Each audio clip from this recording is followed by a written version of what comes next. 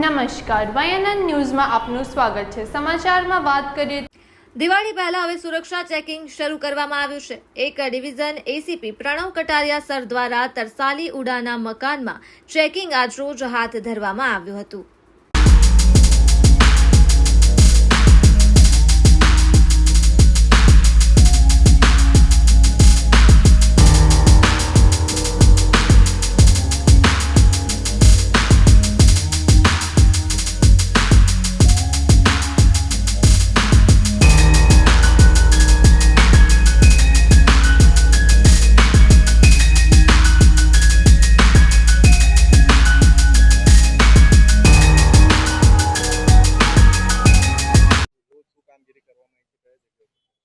ઝોનરી police station વિસ્તારમાં બે જગ્યાએ આજરોજ કોમ્બિંગ હાથ ધરવામાં આવ્યું છે, જેમાં પાણીગેટ, વાડી અને કપુરાઈ પોલીસ સ્ટેશનના જવાનોને સાથે રાખીને કપુરાઈ પોલીસ સ્ટેશનમાં સોમા તળાવ જે ઉડાના મકાનો છે ત્યાં કોમ્બિંગ હાથ ધરવામાં આવ્યું છે।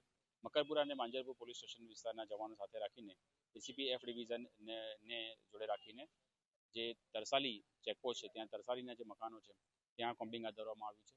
અને આ કોમ્બિંગનો મુખ્ય હેતુ જે આગામી દિવાળીનો તહેવાર આવી રહ્યો છે તે તહેવાર અનુસંધાને વિસ્તારમાં શાંતિ જળવાઈ રહે અને જે શાંતિ સલામતીનો માહોલ છે તે જળવાઈ રહે તે માટે આ કરવામાં આવ્યું છે, જેમાં અમે અલગ અલગ આસ્પેક્ટ પર ફોકસ કરી રહ્યા છીએ અને તમામ ગુનાહિત કૃત્ય ધરાવતા ગુના કર્યા હોય તેવા લોકો MCR, HS અને તમામને ચેક કરવામાં આવી રહ્યા છે। જે રીતના પોલીસ દ્વારા સંપૂર્ણ નિષ્ઠાપૂર્વક ચકાસણી કરવામાં આવી છે, આધાર કાર્ડ બધું ચેક કરવામાં આવ્યું છે।